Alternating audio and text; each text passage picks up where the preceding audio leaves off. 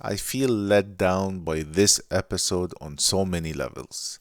Let's start with what happens. Ben leaps back to the 1800s into the body of an old Mexican American gunslinger. The town he leaps into is called Salvation and it's under threat by the railroad construction company. The railroad company sends a bunch of outlaws to kick the inhabitants of the town out so they can build the railroad.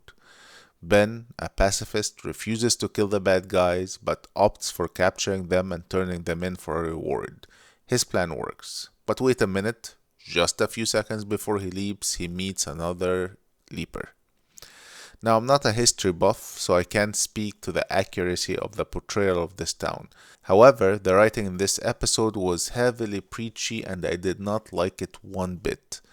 All the main characters in this episode, both in the mystery storyline, if we can still call it that, and the leap storyline were people of color, which is fine, I guess. What I didn't like is the portrayal of white men in this episode. They were either drunk or they were the bad guys. Why? Is this a fair representation? If we care about such things? The inhabitants of Salvation give those long preachy monologues about how Salvation is the town where they can come and be their true selves. So is that restricted to only people of color? I really hate talking about race. I really do. And I don't like preachy shows which just try to push a message that all people of color are oppressed and all white people are the oppressors, because that definitely ain't true. Now, one can say, well, back in the 1800s, people of color were surely oppressed. A fair point.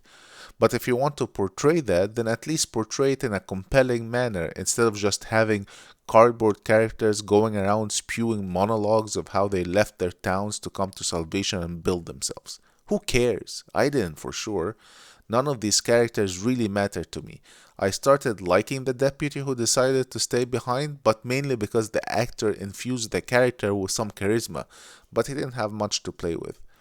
And did you notice that two white deputies decided to take the bribe and leave and only the African American deputy decided to stay? Honestly, I just thought the entire way they played the story was very crude. I'm very disappointed. Let's compare this episode with one of the memorable episodes from the original Quantum Leap, Season 1, The Color of Truth.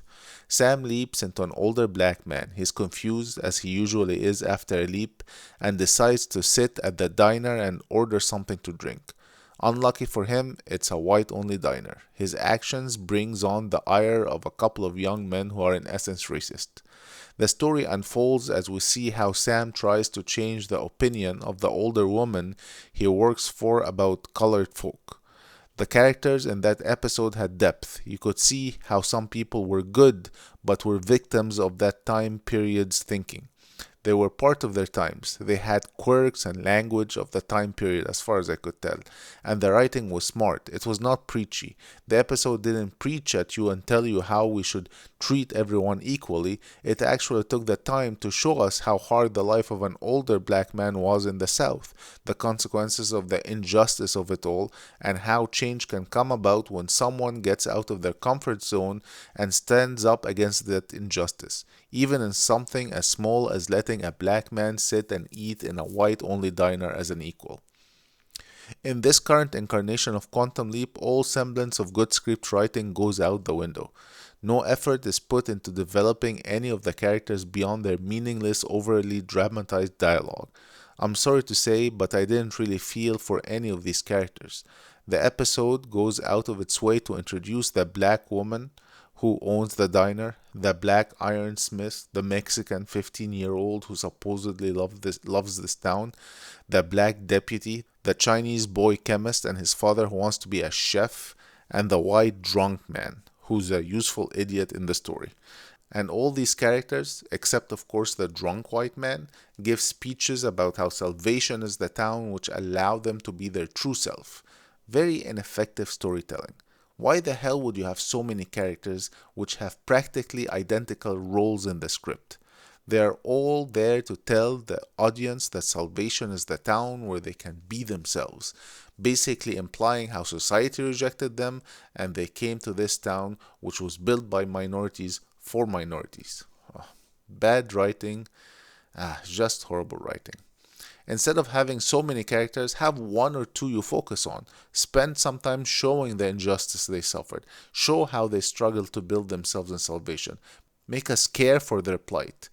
Then there's Addison. I'm sorry to say, but there isn't any chemistry between her and Ben. Zip. Zero. Nada. This episode did try and spend some time with Ben and Addison developing their relationship. Unfortunately, the writers failed to make me root for Ben and Addison. I don't care where their first date was. Literally, this is the only thing I remember from their dialogue. There isn't any other significant piece of information I came out with.